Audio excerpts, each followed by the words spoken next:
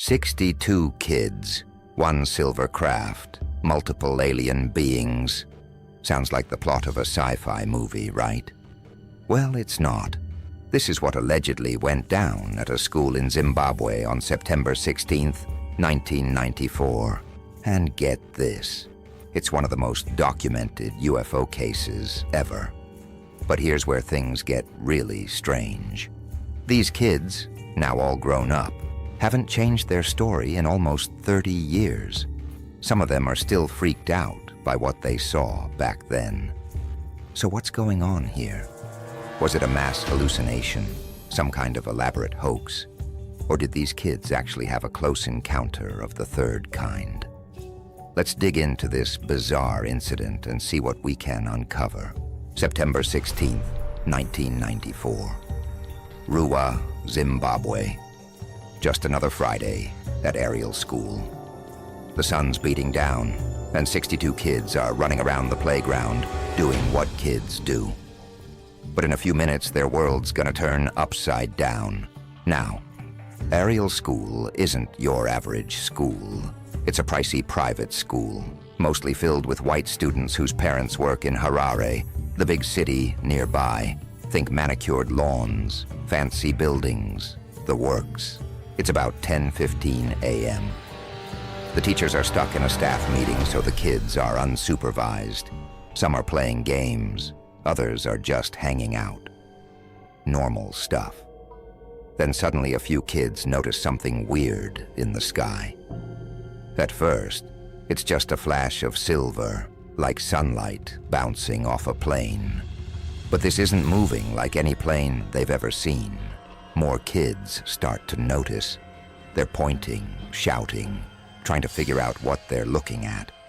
Is it a plane, a weather balloon? Maybe it's just a UFO. Wait, what?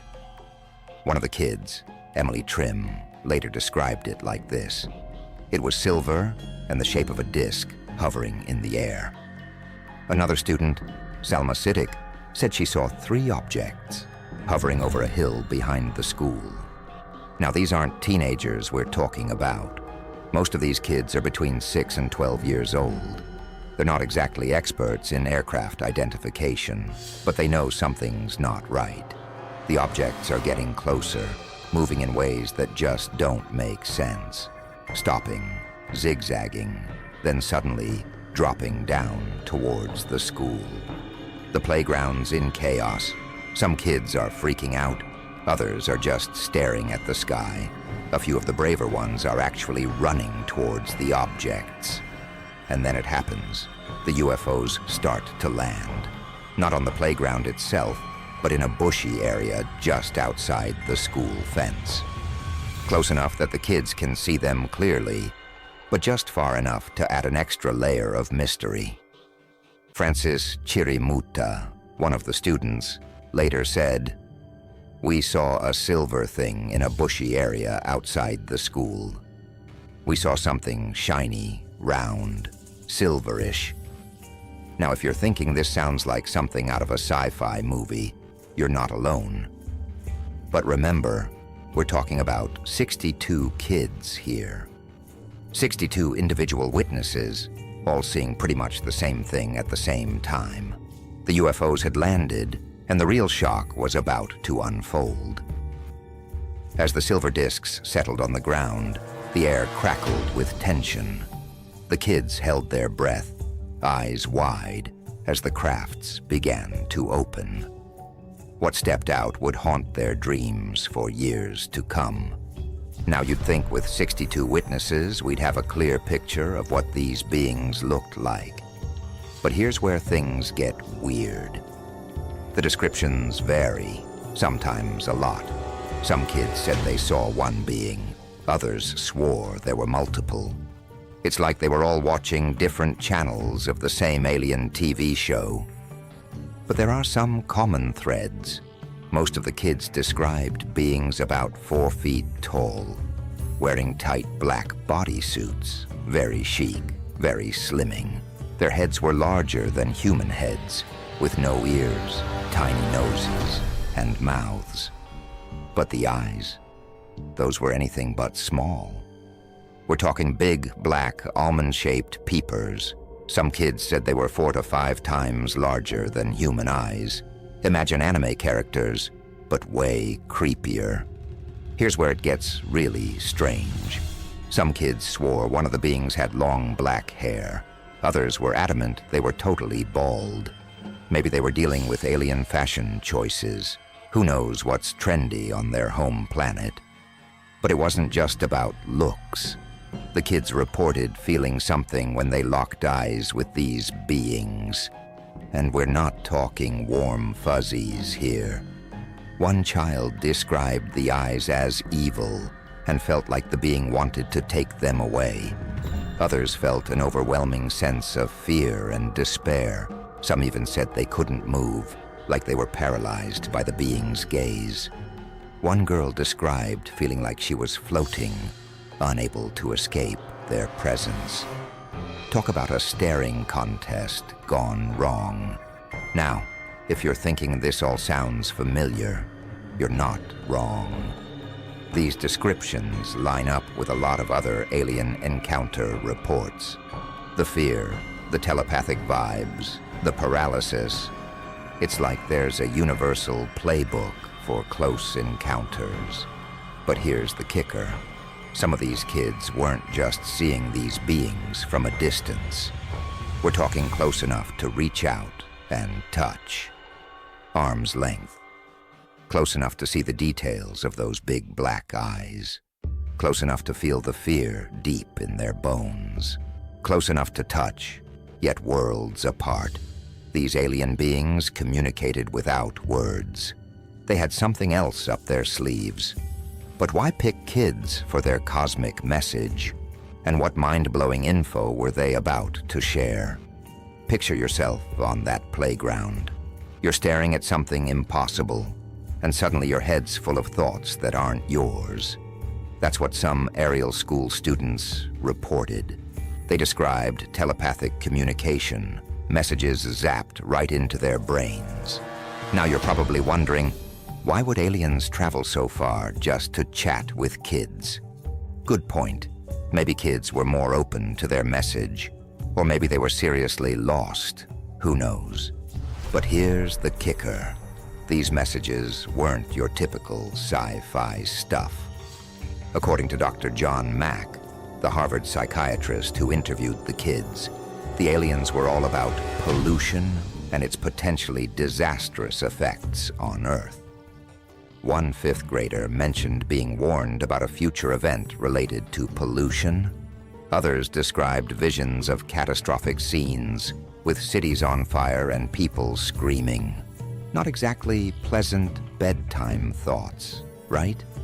Some kids felt a sense of urgency, like these beings were trying to warn us about our actions. It's as if they were saying, "Hey, Earthlings, maybe reconsider this whole planet-destroying thing." If you're skeptical about telepathic communication, you're not alone. Some investigators, like Cynthia Hind and Tim Leach, didn't mention it in their initial reports. It only came up later in Dr. Mack's interviews. Was it leading questions, or did the kids need time to process? Here's where it gets intriguing. This kind of telepathic warning isn't unique to Ariel School. It's a common theme in many UFO encounters. People often report receiving dire warnings about humanity's future or messages about environmental destruction. Dr. Mack took these experiences seriously. He said, "The children we talked with clearly were talking about a phenomenon that occurred in physical reality." The consistency of their stories and the emotional impact struck him. These kids weren't just spinning yarns. Whatever happened that day left its mark. Yet for all the consistency in the children's accounts, chaos was about to erupt. Picture this: a typical staff meeting suddenly interrupted by a flood of screaming kids. How would you react if dozens of children burst in, claiming they'd just seen aliens? The scene at Ariel School quickly turned from eerie calm to total pandemonium. One minute, The teachers were discussing budget reports, or whatever it is teachers talk about in staff meetings. The next, they're faced with a swarm of hysterical children, all shouting about silver discs and big-eyed beings. Now, put yourself in the teacher's shoes for a second. You're sipping your lukewarm coffee, maybe daydreaming about the weekend, when suddenly, bam, your reality gets turned upside down. What's your first reaction? Probably not. Oh, of course, aliens. Why didn't I think of that? Colin Mackey, the headmaster, later described the scene. They came running up here in such a state, telling me all these things. But here's the kicker. At first, the adults didn't believe them. It's not that the teachers thought the kids were lying. It's more like their brains just couldn't compute what they were hearing. Aliens, in broad daylight, at their school. Come on. But then something happened that made the teachers realize this wasn't just kids being kids. Mackey noticed that many of the children were crying. Some had even collapsed. These weren't the reactions of kids playing make-believe. This was real fear, real trauma. So what do you do when you're faced with dozens of terrified children all telling the same unbelievable story?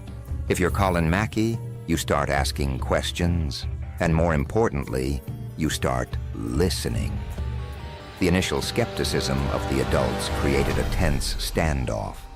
On one side, you had the kids, insisting with every fiber of their being that what they saw was real. On the other, you had the adults, struggling to reconcile the impossible with the evidence right in front of them. This clash between child witnesses and adult skeptics isn't unique to the Ariel School incident. It's a common theme in many UFO encounters.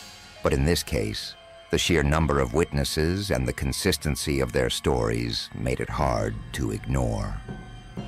As the chaos continued, Mackey had an idea.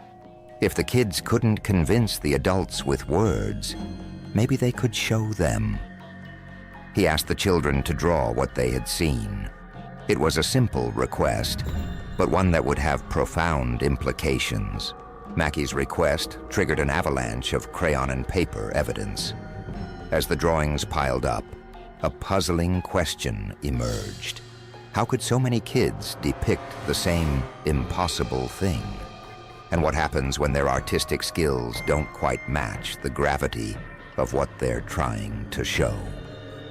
The headmaster's office soon filled with 35 drawings, each offering a glimpse into a child's mind grappling with the extraordinary. Now you might think, great, physical evidence. But hold on, we're talking about kids' drawings here. Not exactly courtroom-ready material, right? Here's where it gets intriguing. These weren't random scribbles. There were patterns, similarities, details that kept showing up again and again. The UFOs, almost always disc-shaped. The beings, big heads, big eyes, small bodies. It's like they all witnessed the same event. Don't get me wrong, these weren't carbon copies. Some kids drew hair on the aliens, others made them bald. Some showed multiple beings, others just one. But the core elements? They were consistent enough to make you pause and think.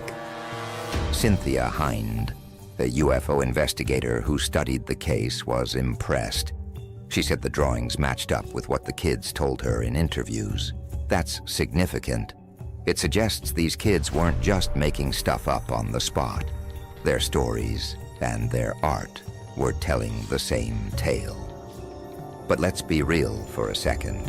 We're still talking about children's drawings. And children, bless their hearts, aren't exactly Picasso. So how do we interpret this crayon-based evidence? Well, experts say children's drawings can actually be reliable indicators of their experiences. It's about capturing perceptions, emotions, the raw essence of what they saw. And when you've got dozens of kids all drawing similar things, that's when it becomes harder to dismiss. Think about it. If you asked 62 random kids to draw a made-up creature, you'd get 62 wildly different drawings. But here, despite the variations, there was a clear theme, a shared experience captured in crayon and pencil. These drawings became more than just cute fridge art. They were evidence, a visual record of an event that defied explanation, and for investigators, they were valuable. A way to piece together what happened that day from the perspective of those who saw it firsthand. But here's the kicker. These drawings didn't just stay in the headmaster's office. They spread. They were analyzed, debated, picked apart by experts and skeptics alike. They became a crucial part of the Ariel School incident's legacy, fueling discussions and theories for years to come. While experts examined children's drawings, a media storm was brewing. The Ariel School incident quickly spread from local playground chatter to global headlines, leaving even seasoned reporters questioning everything they thought they knew. News of alien encounters spreads fast. Within hours of the incident, local Zimbabwe media was abuzz. ZBC Radio's switchboard was flooded with calls from people claiming they'd seen strange lights and objects in the sky. The story was growing beyond just the school kids. But here's where things get interesting. This wasn't just local news anymore. The story was racing across continents at an incredible pace. Before long, international media outlets were picking it up. The BBC, always on the lookout for a compelling story, couldn't resist. 62 kids claiming they saw a UFO and aliens. That's the kind of news that stops the presses. You might think the world would dismiss this as childish imagination. But something about this story resonated with people. Was it the number of witnesses, the detailed descriptions? Or did people just want to believe? Whatever the reason, this wasn't being brushed off as some far-fetched tale. It was being taken seriously. Reporters started flocking to Ruwa like never before. They wanted interviews, pictures, anything they could get their hands on. The Ariel School found itself at the center of intense media attention. Imagine trying to teach a math lesson while camera crews set up outside your classroom window. Among all these journalists, one stood out. Tim Leach, the BBC's correspondent in Zimbabwe. Leach wasn't your typical UFO enthusiast. He was a hard-nosed journalist, more at home in war zones than dealing with extraterrestrial encounters. But something about this story caught his attention. Leach later admitted, "I could handle war zones, but I could not handle this UFO thing. It just didn't make sense." Coming from a guy who's seen his fair share of unusual events, that's saying something. When a veteran reporter like Leach is puzzled, you know you're dealing with an extraordinary situation. So Leach decided to investigate further. He wasn't satisfied with second-hand reports or wild speculation. He wanted to talk to the kids himself, to look them in the eye and hear their stories firsthand. Little did he know, what he was about to uncover would challenge his understanding of reality. Dr. John Mack, a Harvard psychiatrist and Pulitzer Prize winner, arrived in Zimbabwe in November 1994, 2 months after the Ariel School incident. Known for his work on alien encounters, Mack's involvement would change the course of the investigation. Mack's approach was methodical and thorough. He interviewed the children in groups and one-on-one, probing for every detail, no matter how small or strange. But he wasn't just interested in what they saw. He wanted to understand how they felt. What he heard was chilling. These kids were terrified. One described a high-pitched noise, like someone was blowing a flute. Another felt like they were floating. This wasn't just a UFO sighting. It was a close encounter that left a lasting impact. Now you might be wondering, kids have wild imaginations. How do we know they're not making this up? That's where Mac's expertise came in handy. He'd interviewed countless alien abductees before and knew the signs of a fabricated story. But these kids, they weren't spinning yarns. They were reliving a trauma. As the interviews progressed, a pattern emerged. The details matched up. The emotions were raw and real. Mac started to realize he was dealing with something unprecedented. These weren't confused adults trying to make sense of sleep paralysis or vivid dreams. These were dozens of kids all telling the same impossible story. So what did Mac conclude? Here's where it gets wild. He believed them. A Harvard psychiatrist, with his reputation on the line, looked at the evidence and said, "These kids are telling the truth." He didn't claim it was aliens or pretend to know what really happened that day, but he was convinced that whatever these kids experienced, it was real to them.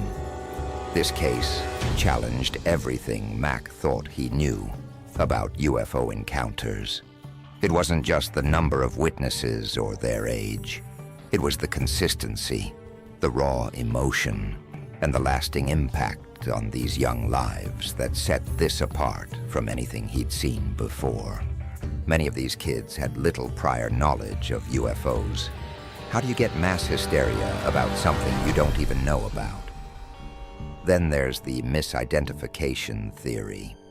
Brian Dunning, a well-known skeptic, pointed out that the Ariel School incident coincided with a Zenit 2 rocket re-entering the atmosphere. This rocket, part of the Cosmos 2290 satellite launch, broke up as it fell back to Earth, creating quite a spectacle. Dunning argues this could explain the UFO sightings reported across southern Africa in the days leading up to the school incident. It's an interesting explanation, but it doesn't quite account for the close-up alien encounters the kids described. While Mac saw truth in the children's eyes, others viewed the incident as an elaborate hoax or collective imagination gone wild. Could a rocket launch really explain away one of the most compelling UFO incidents in history? Let's find out. Enter the skeptics, armed with logic and doubt.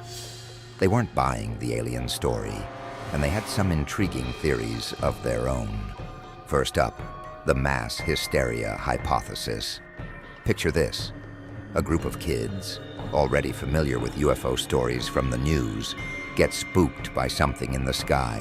One kid starts panicking, then another, and suddenly you've got an alien panic on your hands. The Malawi Medical Journal even suggested this possibility. But here's the catch. Now let's talk about the inconsistencies. Not all the kids at Ariel School saw the UFO, and those who did, their stories didn't always match up. Some saw one craft, others saw three. Some aliens had hair, others were bald. Skeptics point to these discrepancies as evidence of overactive imaginations at work. What about the drawings? Critics argue that Dr. Mac's interviews, conducted months after the incident, could have influenced the kids' memories.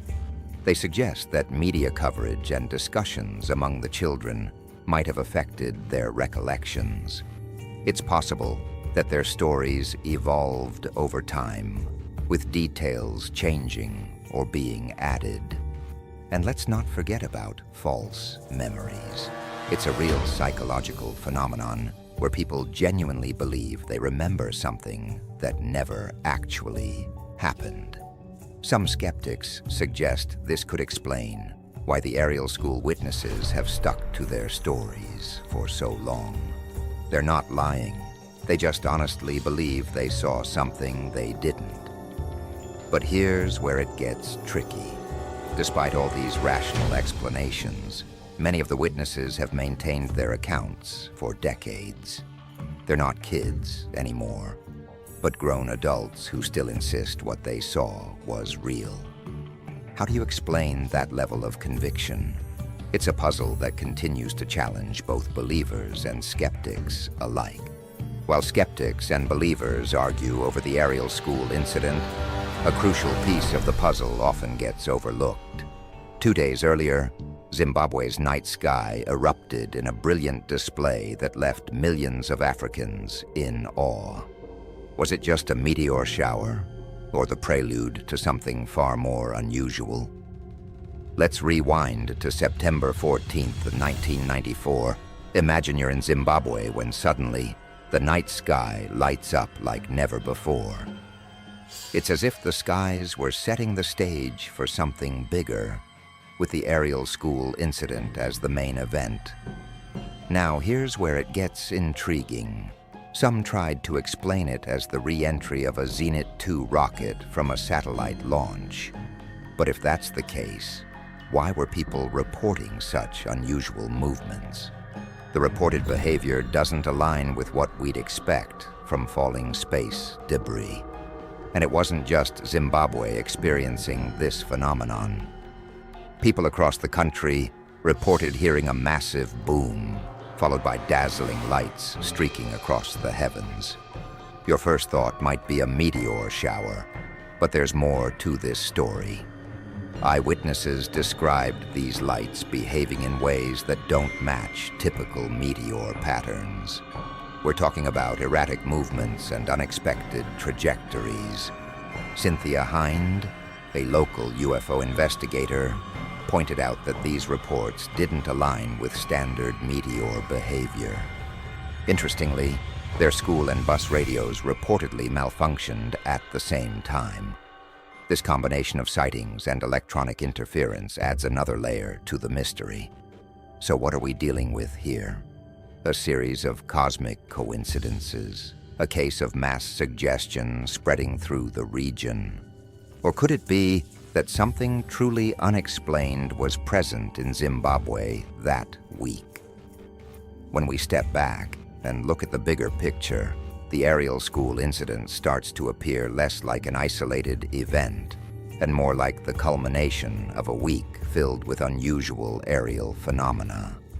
It's as if these events were building up to something, creating a pattern that begs for closer examination and raises more questions than answers. Reports came in from all over southern Africa. The whole region seemed to be experiencing increased UFO activity. We're looking at a full-scale UFO flap, a wave of sightings that catches the attention of researchers and enthusiasts alike. There's more to consider. The Ariel School kids weren't the only ones who had a close encounter that week. On the same day, about 100 students at Ariel School, not far away, reported seeing a UFO flying low to the ground. Well, that's where it gets really interesting. Many of these witnesses describe a fundamental shift in their perception of reality. It's not just about what they saw. It's about how it changed their understanding of what's possible.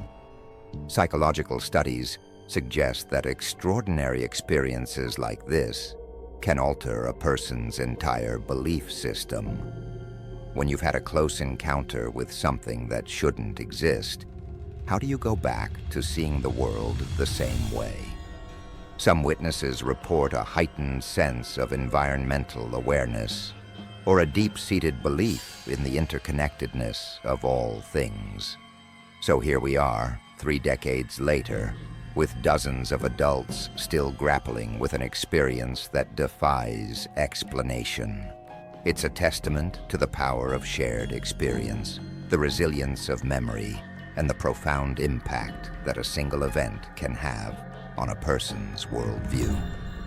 Wait, what if this is just the tip of the iceberg? Let's find out. But it goes beyond just sticking to their stories. For many witnesses, the Ariel School incident has had unique psychological effects. Some report feeling a profound sense of alienation, not just from society, but from their own past selves. It's like they're straddling 2 realities, the world before the encounter and the world after. And let's talk about that isolation for a second. Imagine experiencing something so extraordinary that you can't even talk about it with your closest friends or family. That's the reality for many Ariel School witnesses. Some have kept their experiences under wraps for years, fearing ridicule or disbelief. But why? Why hold on to a story that could make your life easier if you just let it go?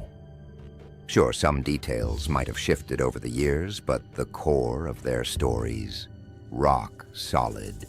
It's like the event is etched into their minds, refusing to fade away. Now you might be thinking, come on, kids have wild imaginations. But here's the thing, these aren't kids anymore. They're adults with careers, families, and reputations to uphold. And many of them are still saying, yeah, that happened.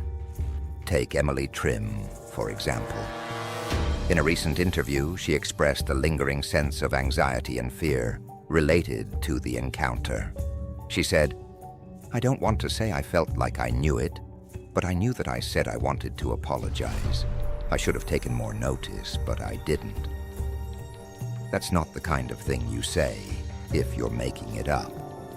The universe might have been building up to something, but for 62 children in Zimbabwe, it was the start of a lifelong journey. 30 years on, their lives remain forever changed by what they witnessed. How does a brief encounter with the unexplained shape a lifetime? And why, after all these years, do so many still stand by their incredible story? Imagine carrying the weight of an otherworldly experience for decades. That's the reality for the Ariel School witnesses. Now adults, they're still grappling with what they saw that September day in 1994. You'd think time would dull the memory, right? But for many, it's as vivid as ever. These aren't vague recollections. We're talking about detailed, consistent accounts that have stood the test of time. Now you might be thinking, how could one kid fool so many people? It's a fair question. We're talking about 62 witnesses, seasoned investigators, and even a Harvard psychiatrist. Could they all have been duped by a child's imagination? Here's where it gets tricky. Vico's story in 2023 doesn't quite match up with what he said before. Back in 2008, he gave an interview for another documentary called Ariel Phenomenon. In that one, he described himself as a witness to something he couldn't fully explain. He didn't claim it was a prank. He seemed just as mystified as everyone else. So what changed? Why come forward now, after nearly 30 years? Vico hasn't really explained his motivations. Maybe the weight of carrying a secret for so long became too much. The power of shared experience is undeniable. But what happens when someone tries to unravel that shared reality? In a stunning reversal, a key witness now claims the entire incident was his own creation. Is this the explanation skeptics have been waiting for? Or just another layer to an already complex mystery? Enter Dallin Vico, a former Ariel School student who dropped a bombshell in 2023. In a Netflix documentary, Vico claimed he was the mastermind behind the whole UFO incident. According to him, it all started with a simple prank. He pointed at a shiny rock in the distance and told his classmates it was a UFO.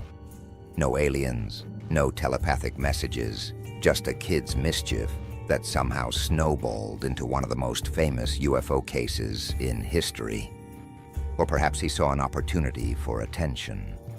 Whatever the reason, his claim has sent ripples through the UFO community. But here's the thing, Vico's story has some holes. For one, none of the other witnesses have backed him up. You'd think if it was all a prank, at least a few other kids would have been in on it, right?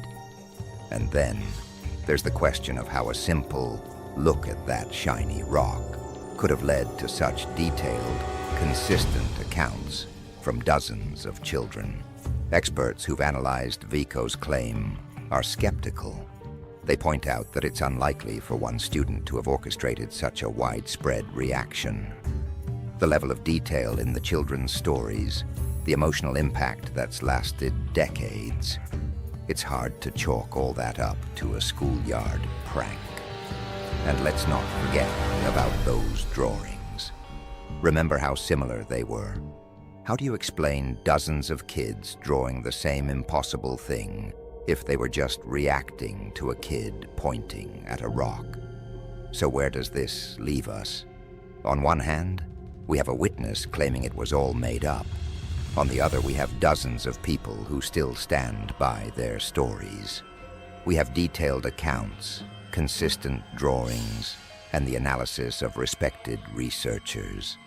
Is Vico's claim enough to unravel all of that? The Ariel School incident raises more questions than answers, even after decades of investigation. Why do we still have so many unknowns about what happened that day? Let's break it down. We've got 62 kids who all claim they saw something extraordinary, but their stories don't quite match up. Some talk about one craft, others mention 3. Some aliens had hair, others were bald. It's like they all experienced different versions of the same event. How do we make sense of these inconsistencies? Then there's the lack of physical evidence. You'd expect a UFO landing to leave some kind of trace, right? But there's nothing. No scorch marks, no alien footprints, nada.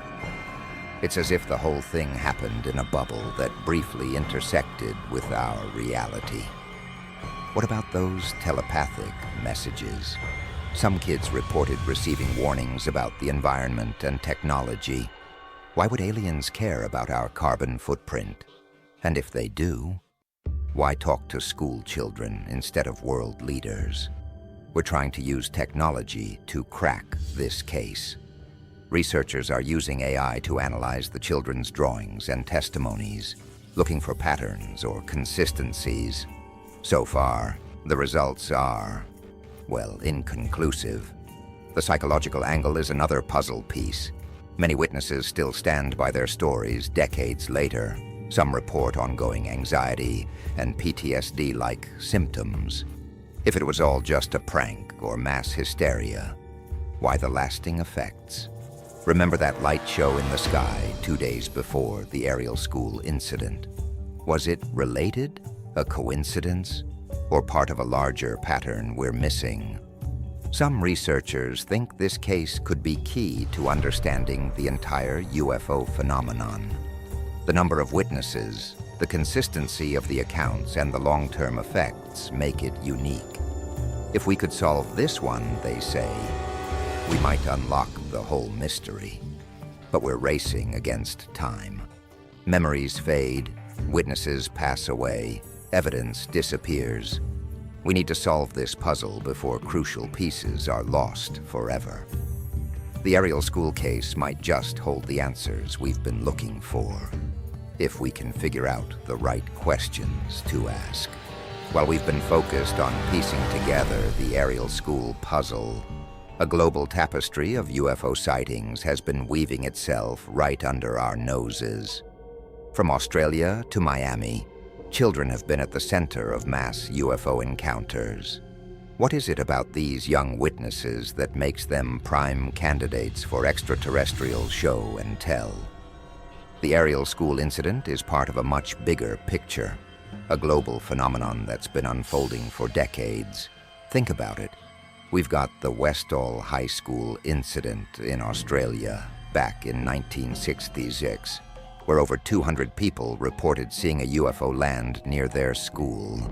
Then there's the 1967 sighting at Crestview Elementary in Miami, where students and teachers spotted 4 saucer-shaped objects. These cases suggest a pattern of UFO sightings near educational institutions.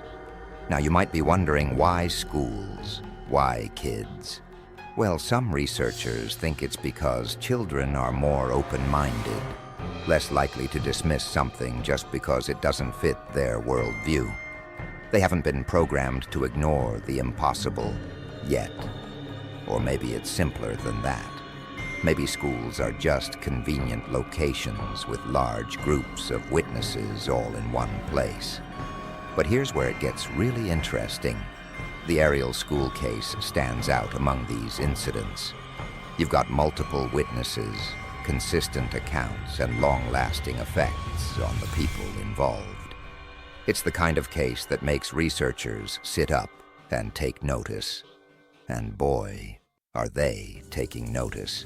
The Ariel School incident has become a focal point for discussions about the nature of reality and the potential existence of extraterrestrial life. It's about what that could mean for our understanding of the universe. Now let's talk about timing. Just as we're trying to piece together what happened at Ariel School, governments around the world are suddenly changing their tune on UFOs. After decades of denial and ridicule, they're now openly investigating these phenomena. The US government has even released official reports on what they're calling unidentified aerial phenomena. Coincidence? Maybe. Or maybe the Ariel School case helped pave the way for this new era of openness.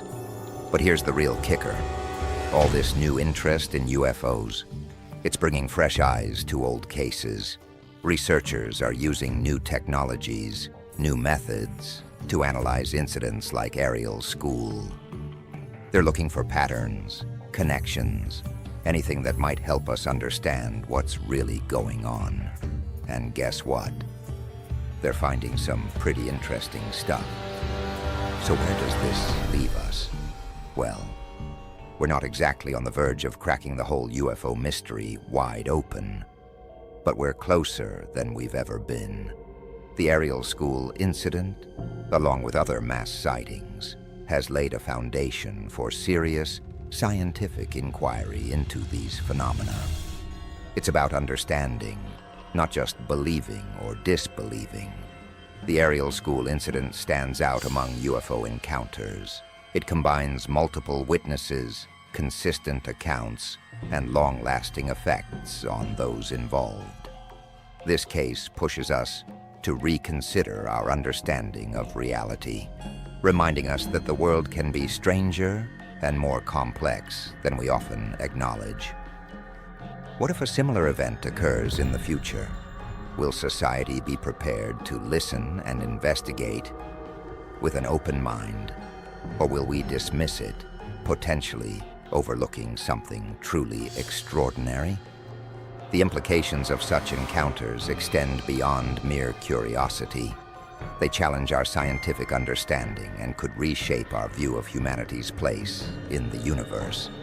As we continue to explore these unexplained phenomena, it's crucial to approach them with both skepticism and openness. The pursuit of truth requires us to face the unknown, even when it challenges our preconceptions. The Ariel School incident serves as a compelling reminder that there may be aspects of our reality that we have yet to fully comprehend.